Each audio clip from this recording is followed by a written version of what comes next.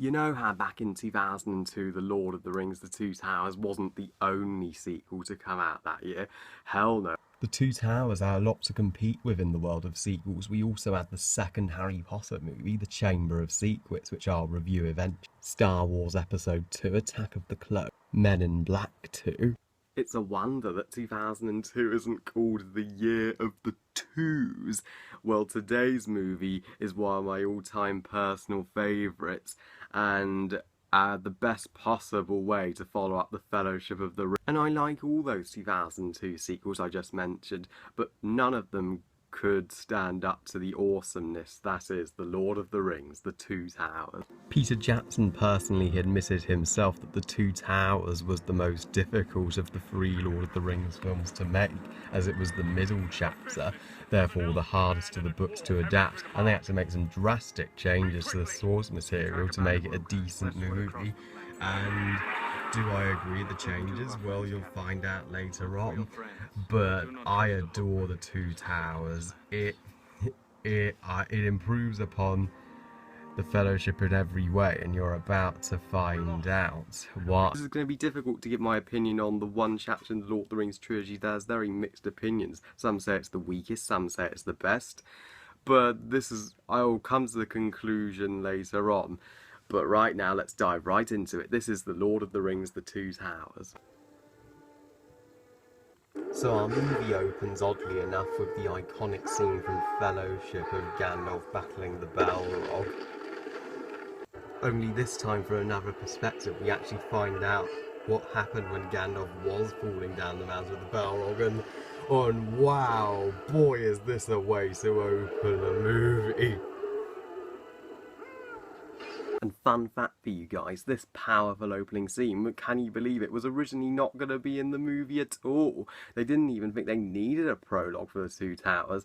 It's only in the movie because of a beautiful painting John Howe did. But thinking about it, as magnificent as this opening is, I've always wondered how the hell does Gandalf survive this fall? And even the Balrog, he fell like over 2,000, probably even 7,000 feet down a freaking mountain. He should be completely shattered and every bone broken and destroyed once he hits the bottom. And the impact, even if he lands in a lake, the impact would have surely killed him, and the Balrog too. Yeah, this really doesn't make much sense at all.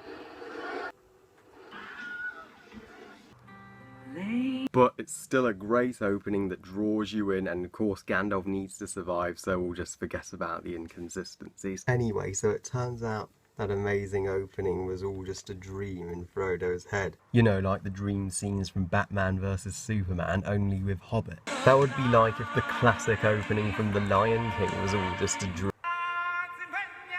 Amazing. Just take my... What? I was asleep that whole time? Oh, son of a... So after Frodo wakes up, him and Sam continue their journey to Mordor, as we saw at the end of the previous movie, but it turns out they're lost. Ah, if only sat-navs existed in Middle-earth, they'd come in handy right now. Hey Sam, you need a bit of help finding your way? Here's a sat... Fascinating. What does that do? Well, it's basically a map that talks. Here, I'll show. You see, this is the map of Middle-earth. The sat-nav will tell you how to get to Mordor without any problem. You are in Emmenhull. Just go south-east through the dead marshes. Then you will arrive at the Black Gate and you will have reached your destination. Oh, thanks. I can't wait till our world gets technology as good as this. But it looks like Frodo and Sam won't be lost for long, as everyone's favourite character in this trilogy arrives, Gollum, played by the legendary Andy Serkis. Now, this was the first ever major motion capture character, and I agree, Andy Serkis is absolutely phenomenal as Gollum. They couldn't have picked a better actor for the role. I've tried to imitate Gollum, but have pretty much failed on every occasion. And apparently Andy had to drink a certain juice called Gollum juice with honey in it. I might just give it a try. Wait a second, how did I all of a sudden get Homer's voice? Did I drink duff or something? Don't! So Gollum attacks Frodo and Sam and desperately tries to get the ring. But as Gollum attempts to strangle Sam, Frodo then gets Sting and does the only awesome thing he ever does in all 3 movies. You've seen it before, haven't you? Go. Release him, or I'll cut your throat. I wish we could have had more of Frodo like this in these movies. So the next morning, Sam wisely suggests to Frodo to just tie Gollum up and leave him, but Frodo for some reason trusts Gollum and believes Gollum is their only guide to Mordor. Wait a minute, Frodo, didn't Gollum just straight up try to murder you last night, and you're trusting him? Sam's entirely in the right. Anyway, because Frodo has all of a sudden turned pretty stupid, as Mr. Potato Head said he probably took stupid pills this morning, he chooses to believe a creature that tried to murder them last night, and chooses to show sympathy for Gollum as he lets him lead the way to Mordor, but Sam wisely still does not trust him. So with that, Gollum successfully leads our 2 hobbits out of Emenhall and leads them to an even more dangerous place known as the Dead Marshes. So basically, if it's a swamp, then it's basically Dagobah. If this is essentially Dagobah, I wonder if we'll meet Yoda here. Hey Yoda! Hello, Harry. Great to see you, it is. Hi, Yoda. So we're going to try and make it through the Dead Marshes. Would you recommend? Do or do not. There is no trouble. Yeah, of course. Thanks, Yoda. So Gollum leads Frodo and Sam through not Dagobah, and I have to say, the set for the Dead Marshes is absolutely incredible. And did you know that they actually filmed this scene in a car park? Good job for them deleting all the noise from the traffic. Imagine how that would have sounded like.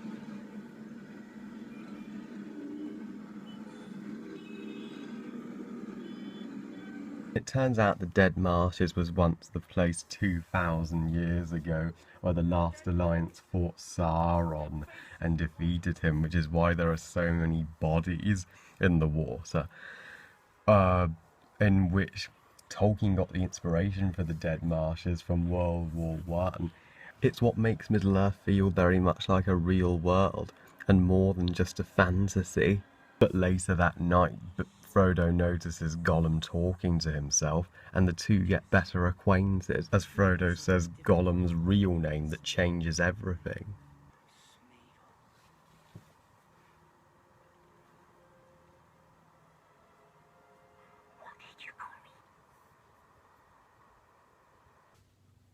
Yeah, my reaction was the same as that cat when I first heard that. But before we can learn more about Gollum's, I mean Smeagol's past, this happens. Yeah, they've been found by one of the ring wraiths.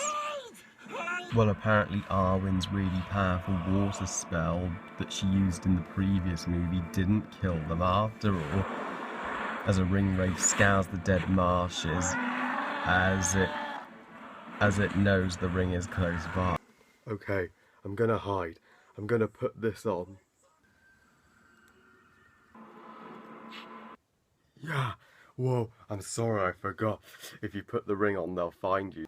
Well, luckily they're smarter than that and don't put the ring on, as they successfully escape the ring wraith. So Gollum has at last led Frodo and Sam to the Black Gate of Mordor. They are literally right on the doorstep of destroying the ring now, and they soon spot their chance to get in as the gates open for an army of Easterlings.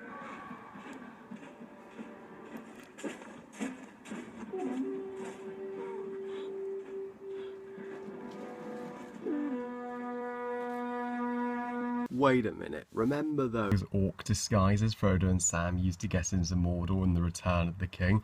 Well, now they'd come in real handy. Hey mate, could you open the gate please? Hey, what are you scum doing outside of Mordor?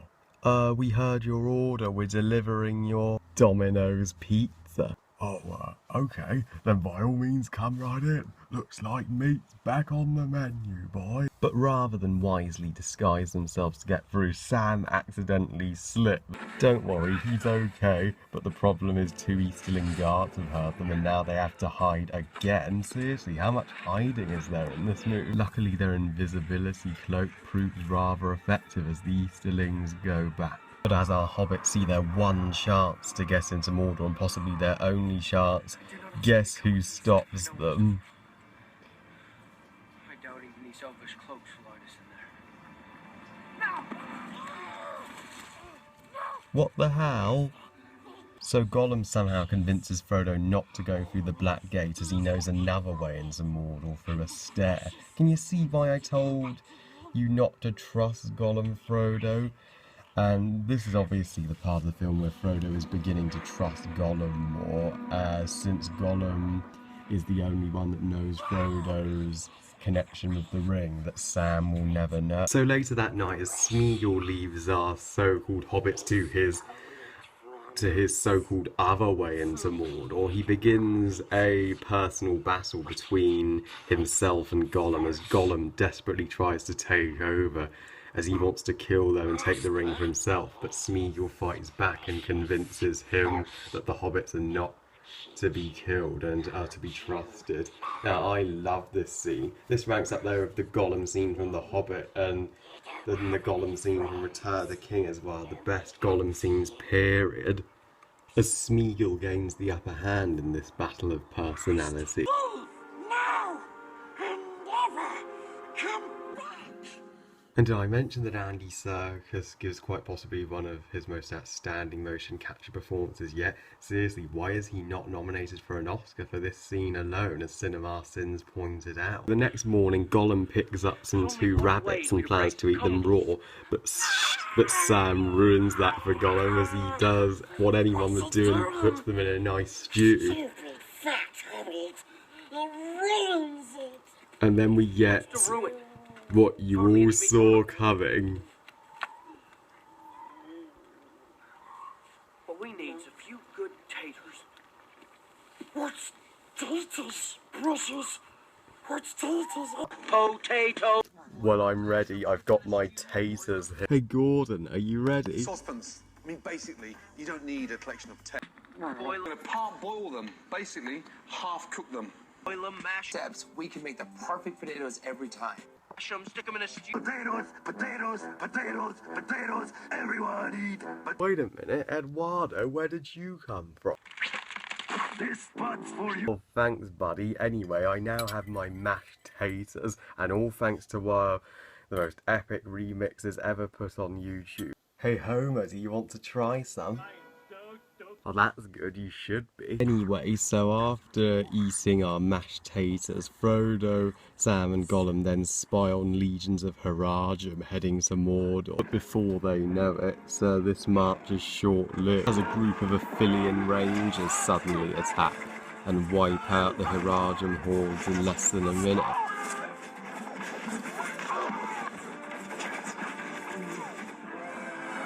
Not only that, but our 2 hobbits are then captured and blindfolded.